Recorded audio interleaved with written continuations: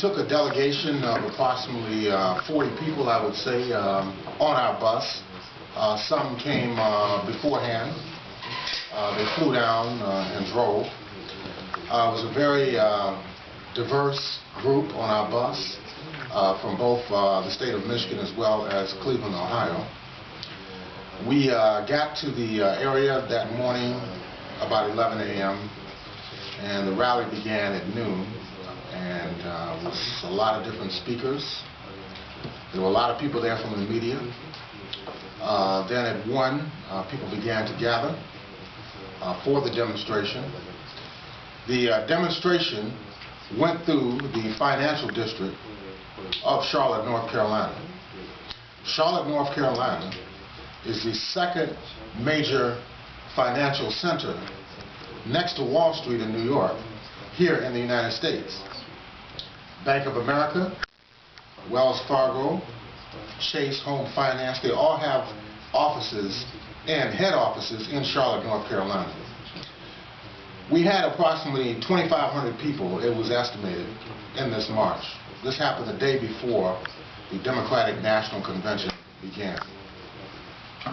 We actually set the tone for a lot of the events that developed during the course of the week, because we exposed the fact that the Democratic Party was holding their national convention in a city who houses these financial institutions that are evicting and creating misery for millions upon millions of people in the United States and actually around the world. A lot of media people were there. A number of our organizers from Michigan were interviewed by the National Public Radio, by Agence France Presse, the French press agency, Democracy Now!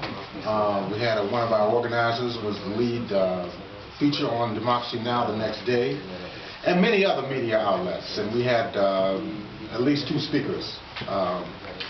Vanessa Fluker, who's an attorney that works for us in our anti-foreclosure work, and yours truly, who spoke on behalf of MECAWI.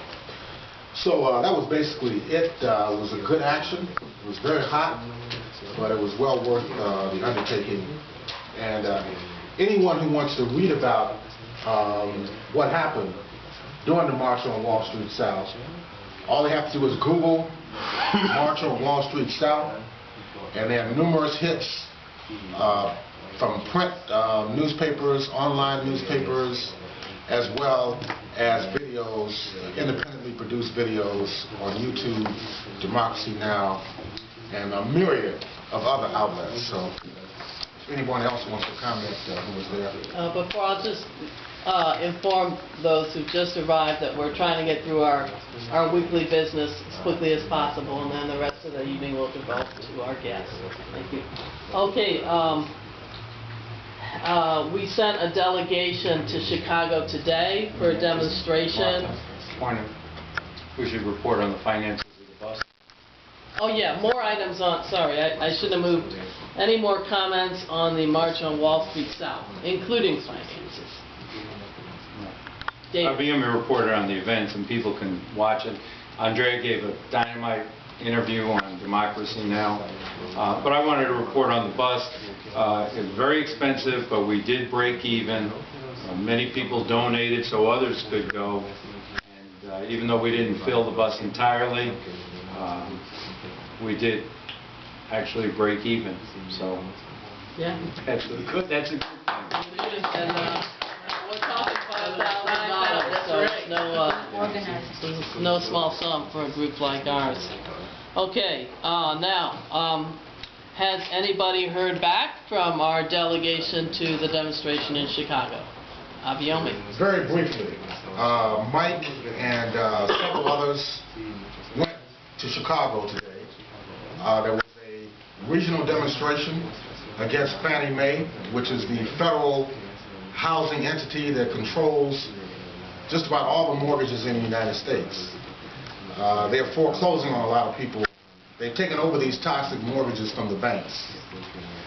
So Mike, went with the delegation and a couple of other people, and it just so happened that the Chicago Teachers Union 26,000 strong, went out on strike today. All right. So if they were downtown demonstrating against Fannie Mae, there were thousands of teachers, students, and parents in the streets. They actually took over downtown Chicago, took over the today. So they wound up staying a few extra hours. I think they may be on their way back now. They just couldn't avoid getting caught up in a movement that is so precious. And I think it's important because these public sector employees who have been under attack all over the country, even here in Detroit, are standing up. And everybody around the country are in support. All working people are in support of the Chicago Teachers Union. Okay, and then there were several other cities where there were simultaneous demonstrations outside Fannie Mae and Freddie Mac. Any comments on or questions on Abayomi's report? And that's why I'll tell our guests there are fewer people here than would otherwise be because some people went to Chicago for the demonstration.